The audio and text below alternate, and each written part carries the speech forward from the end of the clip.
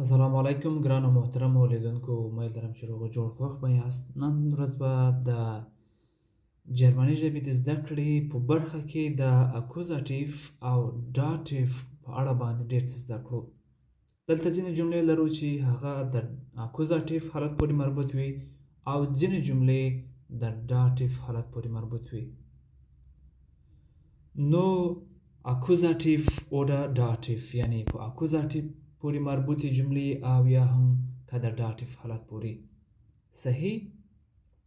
د اکوزاتیف او داتیف د حالتونو په اړه باندې مو ځینې نور درسونه هم چینل ته اپلوډ کړي دي، کولی چې هغه هم ووینئ. نو لومړۍ جمله کې لرو ich gehe پونکټ پونکټ پونکټ بیت. دا په اکوزاتیف حالت کې ده. ich gehe دلته به څه کارول کیږي؟ ins bett، یعنی زه ځمه بسترې ته، بیت ته، چیرته چې ویده کیږم، خوب کوم. صحیح. ich gehe ins bett، دا د اکوزاتیف حالت ده. دویمه جمله کې لرو ich bin پونکټ پونکټ پونکټ bett، دا د داتیف حالت ده. ich bin دلته به څه کارول کیږي؟ im bett، یعنی زه په بستره کې یم، هلته شتون لرم، موجود یم. ich bin im bett، زه په بیت کې یم یا بستره کې یم یا چیرته چې ویده کیږم. نو دا د داتیف حالت شو. دلته انس کارول کیږي او دلته هم ام کارول کیږي. صحیح.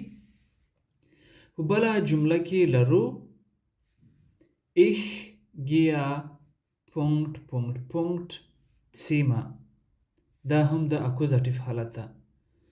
ich gehe پونکټ پونکټ پونکټ سیما، دا د اکوزاتیف حالت ده.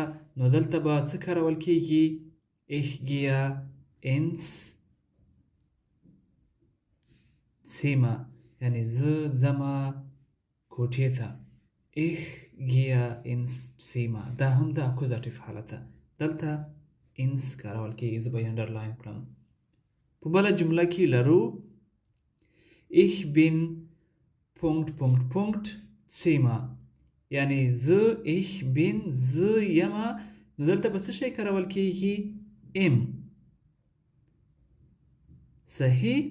ich bin im Zimmer، یعنی زه په کوټه کې موجود یم، په کوټه کې یمه. نو دلته ام وکارول شو. صحیح. ich bin im Zimmer. په بله جمله کې لرو ich gehe پونکټ پونکټ پونکټ، دلته به څه کارول کیږي؟ in die، in die Schule، ich gehe in die Schule، یعنی زه ښوونځي ته ځمه.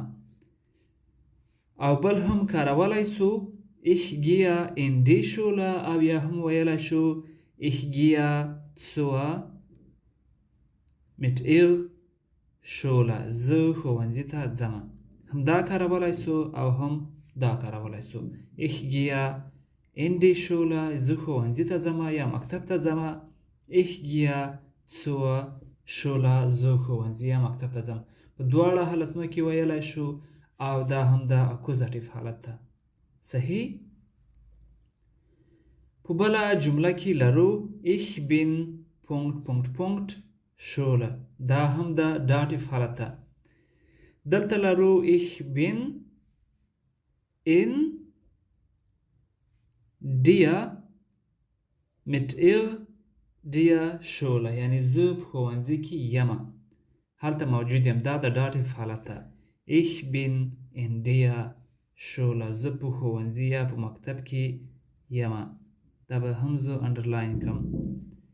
صحیح. په بله جمله کې لرو ich gehe in die Küche، زه اشپزخانې ته ځمه. ich gehe in die Küche. زه اشپزخانې ته ځمه. صحیح. او په بله جمله کې لرو ich bin in der mit ihr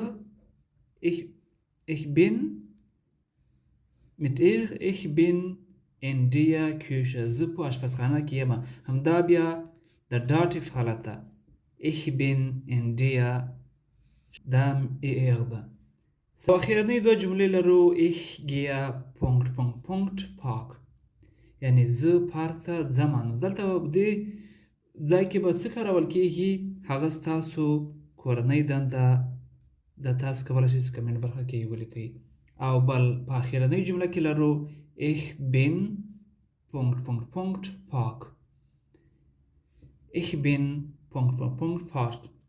نو دلته چې هر څه کارول کېږي همدا اخیرنۍ دو جملې ستاسو کورنۍ دنده ده. یو جمله په اکوزاتیف کې ده او دویمه جمله په داتیف کې ده.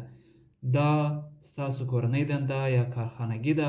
تاسو کولی شئ چې په کمنټ برخه کې صحیح ځواب ولیکئ. تاسو کولی شئ په کمنټ برخه کې ځواب ورکړئ او په پای کې زموږ چینل دویچ میت ابراهیم همدا چینل د سره سبسکرایب کړئ.